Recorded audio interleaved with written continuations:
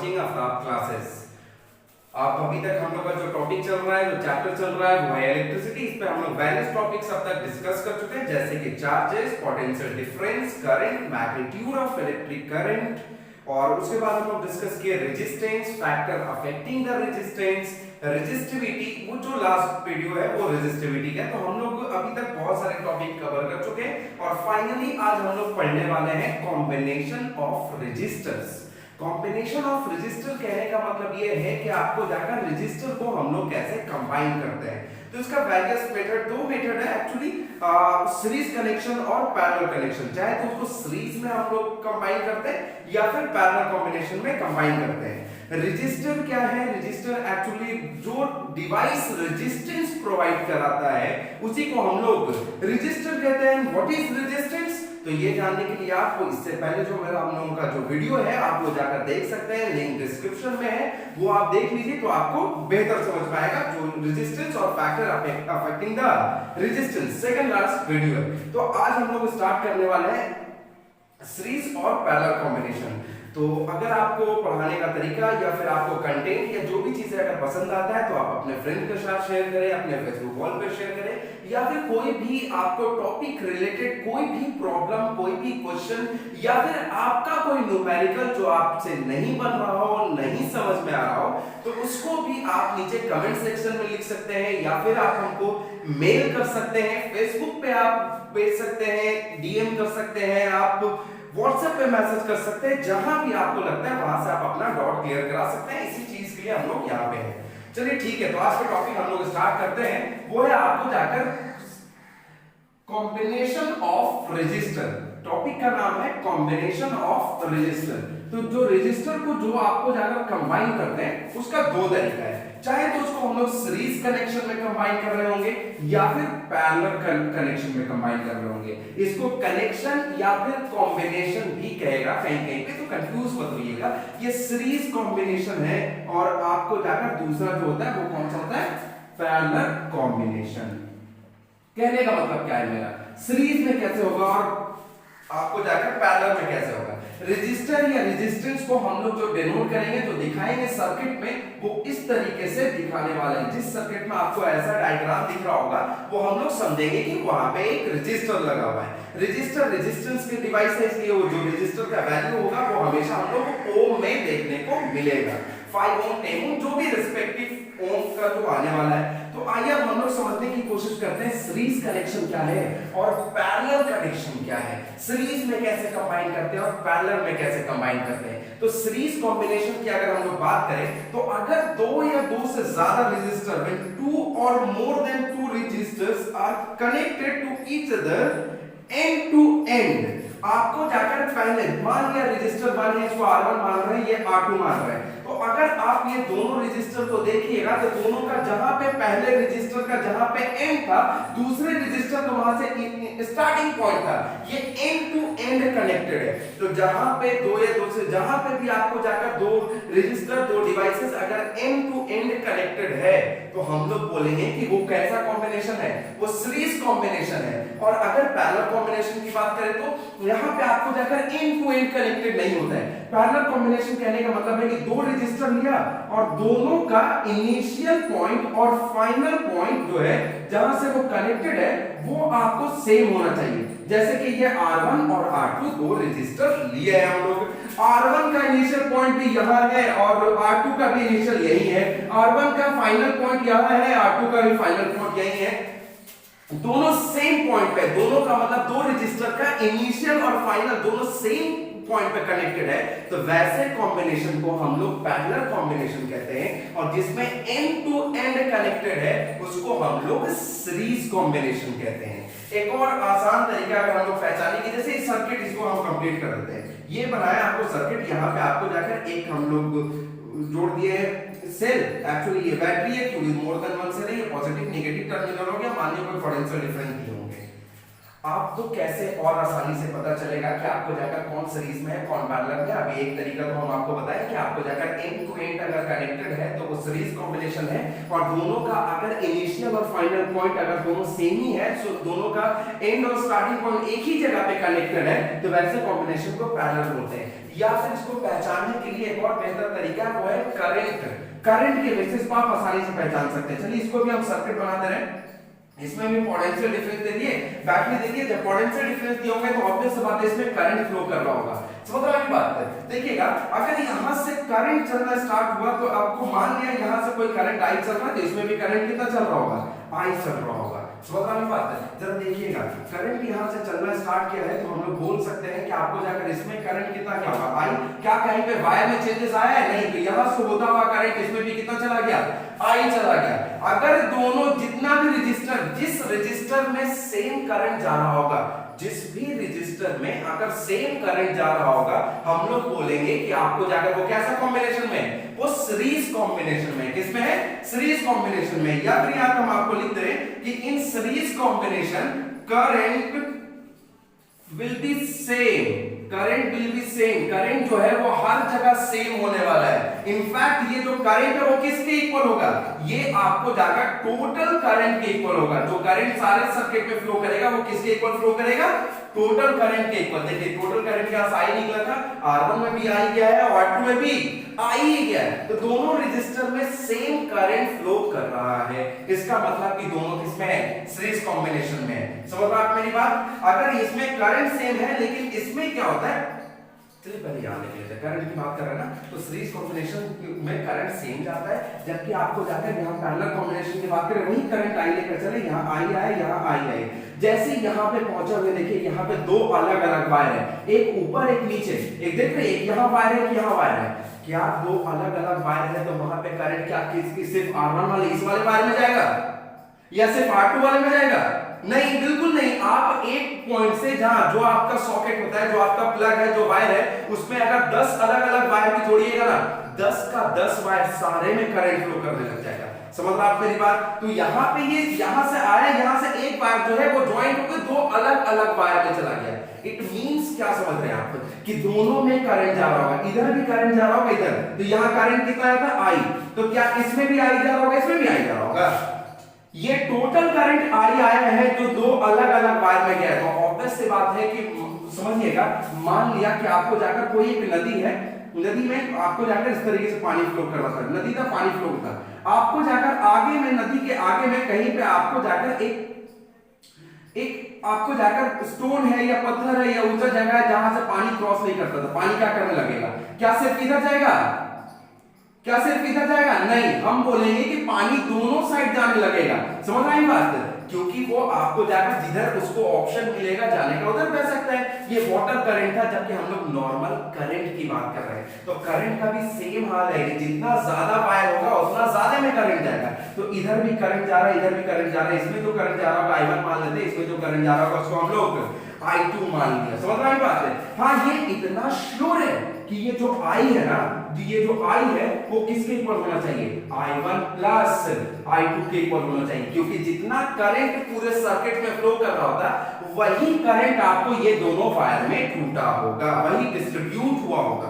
कितना डिस्ट्रीब्यूट हुआ होगा? इसमें आपको मान लिया यहां से करंट जा रहा था 10 एम्पियर, कितना करंट जा रहा था 10 एम्पियर, तो इसमें 5, इसमें 5, हाँ जा सकता है, लेकिन ऐसा कोई मैंडेटरी केस नहीं है। हो सकता है इसमें 7 जा रहा हो, इसमें 3 एम्पियर जा रहा हो, इसमें 8 एम्पियर जा रहा हो, इसमें 2 एम्पियर जा रहा हो सकता है इसमें 8 जा रहा हो, इसमें 2 जा रहा हो, इसमें 3 जा रहा हो, इसमें 7 जा रहा हो, लेकिन आपको जगह दोनों का सम एट एनी कॉस्ट वो इक्वल होना चाहिए। किसके? 10 एम्पियर के, that is total current in the circuit, उसके वो इक्वल होना चाहिए। समझ रहा है मेरी बात? तो अभी तक के सेक्शन से हम लोग सीरीज और पैरेलल में दो चीजें सीखे। पहला कि सीरीज में क्या सीखे कि current through out the circuit, चाहे जितना भी रजिस्टर है वो सेम रहेगा और किसके इक्वल रहेगा, टोटल करंट के इक्वल रहेगा, टोटल करंट के इक्वल रहेगा। वही अगर हम लोग पैरेलल कॉम्बिनेशन की बात करें तो इसमें करंट डिस्ट्रीब्यूट होगा और आपको जाकर जितना डिस्ट्रीब्यूट हुआ है उसका सम जो है वो टोटल करंट के इक्वल रहेगा। मतलब सीरीज में करंट सेम होता है, जबकि पैरेलल कॉम्बिनेशन में करंट डिस्ट्रीब्यूट होता है, डिफरेंट होता है। सारे रजिस्टर में अलग अलग करंट जाता है, जबकि आपको सीरीज में सारे रजिस्टर में सेम करंट जाता है। दूसरा पॉइंट, एक और क्वेश्चन पूछ सकता है कि आपको जाकर सीरीज में सेम करंट क्यों जा रहा है, पैरेलल में डिस्ट्रीब्यूट क्यों हो रहा है? कॉमन सेंस बोलते हैं इसको। क्या बोलते हैं? Common sense. जरा समझिएगा, अब जब ये वायर सेम वायर है, एक वायर कहीं पे चेंज हुआ ही नहीं है, तो फिर करंट कहां से डिस्ट्रीब्यूट होगा? करंट एक्स्ट्रा क्या उड़ने लगेगा? नहीं ना। वो ऑब्वियस सी बात है कि करंट आपको डिस्ट्रीब्यूट होने के लिए वायर चेंज होना चाहिए। कहीं पे वायर चेंज हुआ है? नहीं, सेम वायर चल रहा है, तो करंट सेम रहने वाला है। इसमें वायर डिस्ट्रीब्यूट हो गया, दो अलग-अलग वायर आ गया, तो करंट भी अलग-अलग चला गया। अब जरा समझिएगा, हम लोग बात कर रहे हैं आपको जगह पोटेंशियल डिफरेंस का। दूसरा पॉइंट है सीरीज, और इसके लिए हम लोग पोटेंशियल डिफरेंस की बात करते हैं। पोटेंशियल डिफरेंस बोले तो वोल्टेज, सब भूल जाइए आप लोग। वोल्टेज, पोटेंशियल डिफरेंस किसको बोलते हैं? लोग वोल्टेज को बोलते हैं। तो आइए सीरीज कॉम्बिनेशन और पैरेलल कॉम्बिनेशन में वोल्टेज कैसे रहता है वो जरा समझने की कोशिश करिएगा। तो उस पर अगर हम लोग ध्यान दें तो आपको जाकर सीरीज कनेक्शन में वोल्टेज जो है वो आपको जाकर डिस्ट्रीब्यूट हो जाता है। क्या होता है? डिस्ट्रीब्यूट होता है, मतलब कि अलग अलग होने लग जाता है। कहने का मतलब क्या है कि यहां से जो करंट निकला है, तो अगर आप ये दो सेक्शन में इसको बांट दें, एक रजिस्टर यहां से स्टार्ट हुआ यहां तक गया, मान लिया ये A है ये B है, दूसरा रजिस्टर B से लेके आपको जाकर C तक है। तो अगर हमसे पूछ दिया जाए कि A से B का पोटेंशियल डिफरेंस कितना होगा, B से C का पोटेंशियल डिफरेंस कितना होगा, जितना भी होगा, लेकिन ऐसा कोई जरूरी नहीं है कि वो आपको जाकर एक टोटल V के इक्वल होगा, बिल्कुल नहीं, क्योंकि सीरीज में, सीरीज कनेक्शन में पोटेंशियल डिफरेंस, वोल्टेज डिस्ट्रीब्यूट होता है, डिवाइड हो जाता है, बढ़ जाता है। तो A से B का जो वोल्टेज आ रहा होगा उसको मान लेते हैं V1, और B से C का जो वोल्टेज आ रहा होगा V2। समझ रहे हैं? ऐसा कोई बात नहीं है कि दोनों में सेम वोल्टेज होगा। मान लिया सेम, जैसे यहां 10 एम्पीयर लेते हैं, मान लिया यहां 10 वोल्ट लिए, तो हर हाल में आपको जाकर ये जो ये V1 जो है, हो सकता है कि ये 5 हो, V2 भी 5 हो सकता है ये 3 हो, और ये आपको जाकर 7 हो, ये 8 हो, ये 2 हो, लेकिन दोनों का सम हर हाल में किसके, जो टोटल पोटेंशियल डिफरेंस है उसके इक्वल आना चाहिए। उस हिसाब से हम लोग क्या बोल सकते हैं? उस हिसाब से हम लोग यहाँ पे बोल सकते हैं कि आपको जाकर जो V होगा वो इक्वल होना चाहिए V1 प्लस V2 के। समझ रही बात? क्या जरूरी है? सिर्फ दो ही V1 V2, जितना रजिस्टर रहेगा सारे में जो वोल्टेज है वो डिस्ट्रीब्यूट हो जाएगा। वही अगर हम लोग पैरेलल कॉम्बिनेशन की बात करें, किसकी बात कर रहे हैं? पैरेलल कॉम्बिनेशन की बात कर रहे हैं। तो इसमें पैरेलल कॉम्बिनेशन में सबसे पहले इसमें करंट क्या हो रहा था सर? करंट क्या हो रहा था? इसमें करंट डिस्ट्रीब्यूट हो रहा था। करंट जो है वो आपको जाकर डिस्ट्रीब्यूट हो रहा था, तो ऑब्वियस सी बात है कि इसमें वोल्टेज जो है वो आपको डिस्ट्रीब्यूट होगा क्या?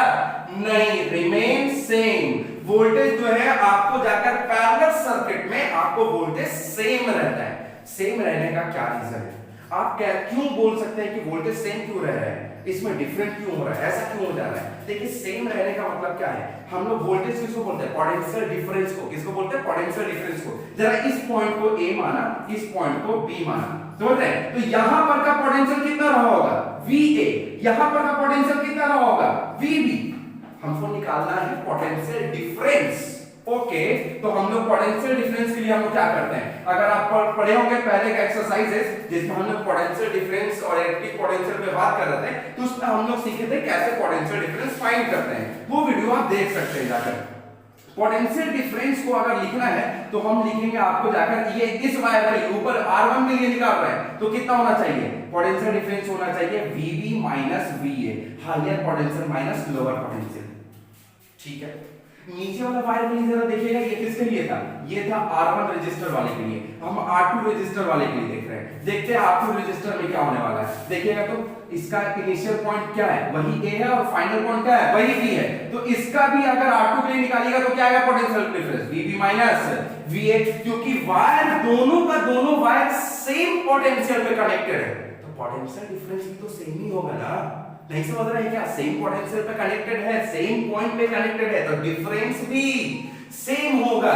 इसीलिए हम लोग बोलते हैं कि पोटेंशियल डिफरेंस दोनों का सेम रहने वाला है। समझ रहे हैं बात? जबकि इसमें इसका अगर पोटेंशियल डिफरेंस देखिएगा तो V1 को क्या लिख सकते हैं? मान लिया ये हो गया VA, ये हो गया VB, और इसको मान लिया VC। तो V1 कितना होगा?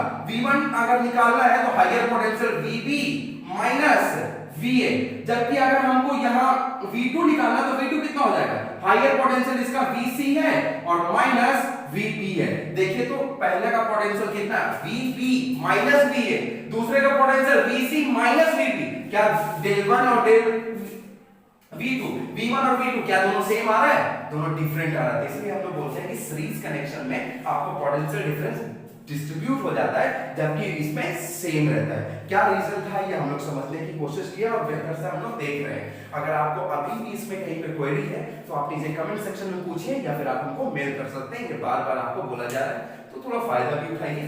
समझ में बात है। इसको स्क्रीनशॉट लेना है तो आप स्क्रीनशॉट ले सकते हैं। फिर हम लोग आगे की डिटेल में बात करते हैं कि आपको जाकर पैरेलल और सीरीज कॉम्बिनेशन में आपको इसका फॉर्मूला कैसे होता है, आर इक्विवेलेंट इफेक्टिव रेजिस्टेंस कैसे हम लोग फाइंड करते हैं। मतलब स्क्रीनशॉट को ले लिए होंगे। चलिए ठीक है, एक एक करके हम लोग दोनों का कोशिश करेंगे कि आपको जाकर दोनों के प्रूफ के ऊपर हम लोग बात करें, उसको हम लोग देखें। चलिए ठीक है, जल्दी से हम लोग देख लेते हैं। आइए सबसे पहले हम लोग चल रहे हैं सीरीज कनेक्शन के लिए। सीरीज कनेक्शन के लिए दो बातें आपको दिमाग में रखना है। वो क्या है, आपको जाकर वो अभी हम लोग बात कर रहे थे कि सीरीज कनेक्शन में करंट जो होता है वो आपको जाकर हमेशा सेम होता है और वो किसके इक्वल होता है, टोटल करंट के इक्वल होता है। जबकि अगर हम लोग पोटेंशियल डिफरेंस की बात करें तो सीरीज कनेक्शन में पोटेंशियल डिफरेंस अलग अलग होता है। आइए एक सर्किट बनाया, यहां पे जब सर्किट को देखिएगा, हम छोटा सा सर्किट ले रहे हैं, ऐसे दो ही का सर्किट लिया है और इसमें एक पोटेंशियल डिफरेंस दे रहे हैं हम ताकि करंट फ्लो करेगा V, ये पॉजिटिव ये नेगेटिव, इसको हम R1 मान रहे हैं, इसको R2 मान रहे हैं। ये R1 और R2 के बदले हम लोग सिर्फ एक ही रेजिस्टर यूज करना चाह रहे हैं। कितने ओम का ये यूज कर सकते हैं, इसको हम लोग R इफेक्टिव के नाम से जानते हैं। अगर R इफेक्टिव की बात करें तो हम लोग को कैसे निकलेगा, जरा देखिएगा, यहां से जरा समझने की कोशिश करिएगा। हम लोग R इफेक्टिव R इक्विवेलेंट का फॉर्मूला सीरीज कनेक्शन में कैसे R इक्विवेलेंट निकालते हैं, total resistance of the circuit कैसे निकालते हैं, ये हम लोग समझने की कोशिश करेंगे। देखिए जरा इस पे ध्यान दीजिएगा, दिख रहा है ना, ठीक है। आइए यहां से हम लोग यहां से करंट चल रहा I, इसमें करंट कितना क्या होगा, हम लोग जानते हैं सीरीज कनेक्शन है, दोनों में करंट सेम जा रहा होगा, दोनों में करंट I जा रहा होगा। लेकिन हम लोग जानते हैं कि इसका वोल्टेज और इसका वोल्टेज, दोनों का वोल्टेज क्या होगा, अलग अलग होगा, क्योंकि ये सीरीज कनेक्शन है और सीरीज में वोल्टेज जो है वो डिफरेंट होता है। अभी जस्ट पढ़े हम लोग, जरा ध्यान दीजिएगा, ठीक है। तो उस हिसाब से आपको अगर बोला जाए कि ये V1 कितना होना चाहिए, तो ओम्स लॉ के बेसिस पर हम लोग क्या जानते हैं, V = IR, ये ओम्स लॉ हम लोग पढ़ चुके हैं, वो टॉपिक भी डिस्कस किया है, पीछे आप वीडियो जाकर देख सकते हैं। चलिए इसको हम लोग लेके चलते हैं। सबसे पहले आपको जाकर टोटल वोल्टेज कितना होगा, अगर हम लोग ये बोले तो V = होना चाहिए V1 + V2, इसको इक्वेशन फर्स्ट मान लिया।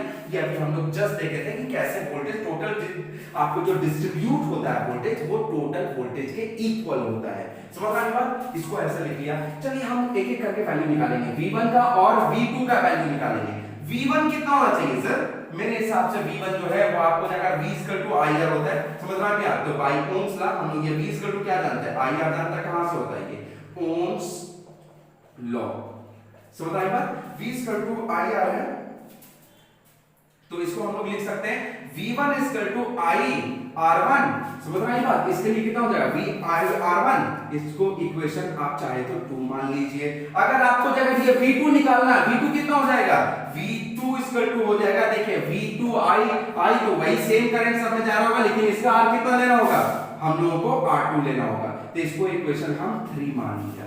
समझ रहा है बात। अगर हम ये दोनों को ऐड कर दें, एडिंग सेकंड एंड थर्ड, तो हो जाना चाहिए V1 + V2 = IR1 + IR2, समझ रहा है की बात। LHS को ऐड किए हम लोग, V1 और V2 आ गया, इधर RHS को IR1 + IR2 कर दिए। यहां से अगर आप V1 और V2 का वैल्यू आप देख सकते हैं, V1 + V2 इक्वेशन फर्स्ट में कितना है, V है, इसको हम सीधा सीधा क्या पुट कर सकते हैं, इसको हम V लिख देते हैं। जस्ट इक्वल, दोनों में I कॉमन है, तो यहां से हम लिख दिया R1 + R2, I कॉमन निकालिए दोनों में, तो क्या आ गया V = IR1 + R2। यहां से ओम्स लॉ से V = हम लोग क्या लिख सकते हैं, देखिएगा तो V = क्या दिया हुआ है, IR दिया हुआ है। तो हम लोग आगे चल रहे हैं, जरा इसके बाद हम लोग समझने की कोशिश करते हैं।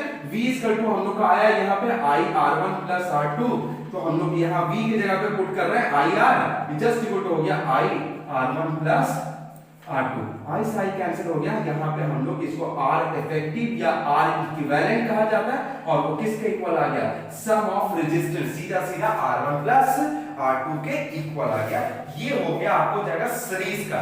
अगर आपको यही सेम है, ये हम सिर्फ दो रेजिस्टर के लिए बताएं, हो सकता है क्वेश्चन में आपको जाएगा 3 के लिए दे दे, तो यहाँ पे हम लोग V3 निकालते हैं और R3 हो जाता है और 3 के लिए लेके चले जाते हैं। समझ रहा है बात है? वैसे ये करंट वोल्टेज जो है V1 V2 V3 में टूटता है। मान लिया कि वो nth टर्म के लिए पूछ रहा है, तो हम लोग यहाँ पे V इक्वल टू क्या होता है, V इक्वल टू हो जाता है V1 प्लस V2 प्लस, पहले इसको स्क्रीनशॉट ले लीजिए आप लोग, समझ रहे हैं ना यहाँ तक? अगर समझ में आया तो ठीक है, ले लीजिए। अब देखिएगा अगर nth टर्म मतलब कि 3 4 10 15 20 हजार जितना पूछ दे, तो V इक्वल टू कितना होगा, V1 plus V2 plus up to Vn के इक्वल जाएगा। समझ रहे हैं बात? सिमिलरली अगर आपको वैसे ही पढ़ते जाते तो ये Vn कितना आता है, जो nth टर्म का V होगा वो कितना होना चाहिए था, IRN होना चाहिए था।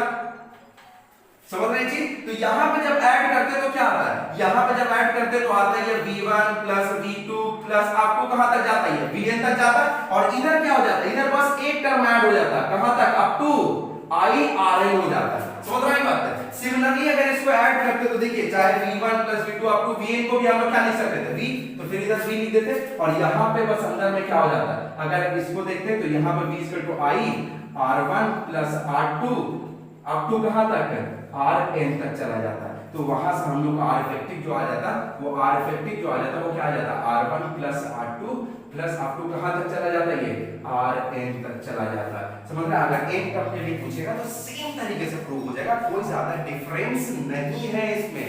समझ रहे हैं? हम लोग के टाइम की कमी है, थोड़ा जल्दी से हम लोग देखना चाह रहे हैं, तो हम लोग पहुंच रहे हैं आपको जाकर पैरेलल कॉम्बिनेशन में। अगर अभी भी इसमें पे आपको डाउट है, कोई नहीं है, तो पूछ सकते हैं, कोई दिक्कत नहीं है। कमेंट पे मैसेज करिए ना, आपको कमेंट करिए, आपको मेल करिए, फेसबुक पे पूछिए, जहां पूछना पूछ सकते हैं सर, कोई इशू नहीं है, उसमें आपको आंसर दिया जाएगा।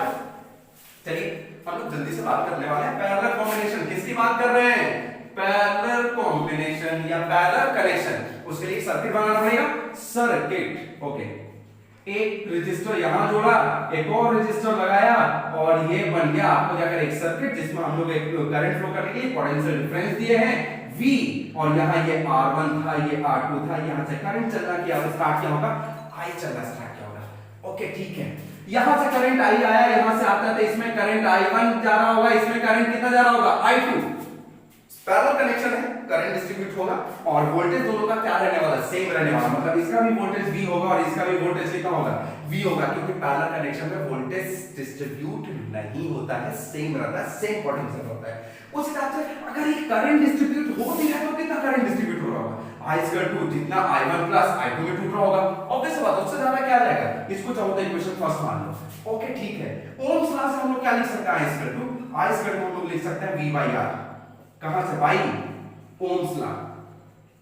तो आप I1 इक्वल टू क्या लिख सकते हैं, चलो देखिए, तो उस हिसाब से I1 इक्वल टू हो जाना चाहिए, V तो V रहेगा क्योंकि सेम पोटेंशियल है, लेकिन R पहले का कितना होगा, I1 इसमें जा रहा है, इसमें, तो इसका R कितना है, R1 है। हम यहाँ पे I1 equal to V R1 लिख दिए, इसको इक्वेशन माना सेकंड। उसके बाद ये I2 है, इसको ले लेंगे V बाई R2, क्योंकि इसका रेजिस्टेंस कितना है, R2 है। समझ आप क्या की बात है, इसको इक्वेशन थर्ड मान लिया। अगर आपको जाकर सिमिलरली जैसे पहले कर रहे थे, adding first adding second and third, second और थर्ड इक्वेशन को ऐड कर रहे हैं, तो ये हो जाएगा I1 plus I2 just equal to, इधर हो जाएगा V by R1 plus V by R2। जरा देखिएगा, ये I1 प्लस I2 का इक्वेशन फर्स्ट में कितना आया है, I दिया हुआ है, तो बाय यूजिंग इक्वेशन फर्स्ट ये I1 प्लस I2 को हम क्या लिख सकते हैं, I लिख सकते हैं। समझ आई बात है, और जस्ट इक्वल टू इधर हो जाएगा V, दोनों में ऊपर में कॉमन है, V को हम कॉमन निकाला, इधर से आ गया 1 by R1 plus 1 by R2। समझ रहे ये चीज। अब जरा देखिएगा, I इक्वल टू हम लोग यहां से क्या लिख सकते हैं, I equal to ohm's law से कितना लिख सकते हैं, V बाई R, ये I का ये total current, I equal to V by R ohm's law से, ये I की जगह पे पुट कर दिया, V by R just equal to V into 1 by R1 plus 1 by R2, ये V से V कैंसिल, यहाँ पे अगर 1 by R इफेक्टिव या R इक्विवेलेंट जिसको बोलते हैं वो आ गया, आपको जाएगा sum of the reciprocal of the resistance. समझ रहे हैं? और यहां से इस तरीके से फॉर्मूला निकाल दिया। सिमिलरली जैसे सीरीज में आपको जाकर nth टर्म तक पूछा था, इसमें भी हो सकता है आपको nth टर्म तक पूछ दे। तो एकदम सेम तरीके से समझ रहे हैं, जैसे उसमें किए थे, बस यहां पे क्या आ जाता है, एक और आ जाता है in, मतलब पांचवा टर्म है तो i5 हो जाता, तो ये हो जाएगा v by rn हो जाता। तो सिमिलरली ये i1 plus i2 plus कहां तक जाता, अप टू in तक जाता। समझ रहे हैं बात है? और इधर भी कहां तक बढ़ जाता, plus up to v by rn तक जाता, क्योंकि nth रेजिस्टर है 4 5 है, तो उस हिसाब से यहाँ पे क्या आ जाता है, ये तो आपको जितना भी रहे वही i आने वाला था, v यहाँ पे बस एक टर्म ऐसे ऐड हो जाता, प्लस आपको 1 by rn हो जाता। समझ रहे हैं? फिर ये v से v कैंसिल होता और उसका r इफेक्टिव क्या आ जाता, सेम यही आता, बस फर्क कितना है कि plus up to 1 by rn हो जाता उसके लिए। समझ रहे हैं? यहाँ पे rn अगर 3 टर्म है तो 1 by r1 plus 1 by r2 plus 1 by r3, 3 register है, 4 होता है तो 1 by r2 plus 1 by r3 plus 1 by r4, इस तरीके से बनाते हुए चले जाएंगे। तो आप देखें कि ये पैरेलल कनेक्शन का जो R इक्विवेलेंट निकालने का फॉर्मूला होता है वो होता है, आपको जाकर जितना भी रजिस्टर है उसको रेसिप्रोकल करके ऐड कर देते हैं तो R इक्विवेलेंट निकल जाता है, जबकि सीरीज कनेक्शन में सीधा सीधा करने से R इक्विवेलेंट हम लोग फाइंड कर लेते थे। समझ रहे हैं यहां तक की मेरी बात? अभी तक हम लोग सीरीज और पैरेलल कनेक्शन का सिर्फ फॉर्मूला देखे हैं, आर इफेक्टिव निकालने का तरीका देखे हैं। इसके बाद हम लोग नेक्स्ट क्लास जो है वो यही आपको जाकर सीरीज और पैरेलल कॉम्बिनेशन पे ही रहेगा, जिसमें हम लोग आर इक्विवेलेंट कैसे फाइंड करते हैं, सर्किट को कैसे बनाते हैं, अगर एक ही सर्किट में आपको जाकर सीरीज कॉम्बिनेशन भी है पैरेलल कॉम्बिनेशन भी है उसको कैसे सॉल्व करेंगे, आपको जाकर कैसे हम लोग अगर I1 और I2 इंडिविजुअल करंट पूछ रहा है, V1 और V2 अगर इंडिविजुअल वोल्टेज पूछ रहा है सर्किट के अंदर, सिर्फ अगर ये I1 पूछता तो हम कैसे ये I1 निकालेंगे, कैसे I2 निकालेंगे, ये सारे टाइप का क्वेश्चन और ये सारा डिस्कशन हम लोग नेक्स्ट क्लास में करने वाले हैं, नेक्स्ट वीडियो में आने वाला है, तो आप देखते रहें और समझते रहें। बस छोटी सी बात इस पे एक और बताना चाह रहे थे कि अगर आपको जाकर सीरीज कनेक्शन है तो ओवरऑल सीरीज कनेक्शन है तो ओवरऑल रेजिस्टेंस हमेशा इंक्रीज करता है, और अगर पैरेलल कनेक्शन है तो ओवरऑल रेजिस्टेंस हमेशा डिक्रीज करता है। समझ रहा है बात है? अगर आपसे मैक्सिमम आर इफेक्टिव पूछ रहा है, मैक्सिमम रेजिस्टेंस पूछ रहा है तो उसको सीरीज कनेक्शन में ऐड करें, और अगर आपसे मिनिमम रेजिस्टेंस पूछ रहा है तो उसको आप पैरेलल कनेक्शन में ऐड करें। तो आज के इस वीडियो में, आज के इस टॉपिक में इतना ही, और इसमें भी अगर आपको कोई क्वेश्चन क्वेरी है तो नीचे आप कमेंट सेक्शन में पूछ सकते हैं, मेल कर सकते हैं, कहीं भी आप हमसे फेसबुक, इंस्टाग्राम, आप व्हाट्सएप, कहीं भी आप हमसे कांटेक्ट कर सकते हैं। समझ में आई बात? नेक्स्ट वीडियो में आपको बताएं कि न्यूमेरिकल पे करने वाले हैं, तो इसमें यहाँ तक के लिए इतना ही, फिर मिलेंगे इंशाल्लाह आप लोग से। तब तक के लिए मेरे वीडियो अगर आपको पसंद आ रहा हो, कंटेंट पसंद आ रहा हो, पढ़ाने का तरीका पसंद आ रहा हो तो प्लीज इसको शेयर करें, लाइक करें, सब्सक्राइब करें, अपने दोस्तों के साथ शेयर करें, अपने स्कूल्स में शेयर करें, अपने कोचिंग्स में शेयर करें, लोगों को बताएं, आपको उसको पढ़ने का अगर पसंद आए तो उसको भी पढ़ने का मौका दें। तो आज के वीडियो के लिए इतना ही, आज के समय यहीं तक, इंशाल्लाह फिर मुलाकात होगी आप लोग के लिए। तब तक के लिए पढ़िए लिखिए, थैंक यू।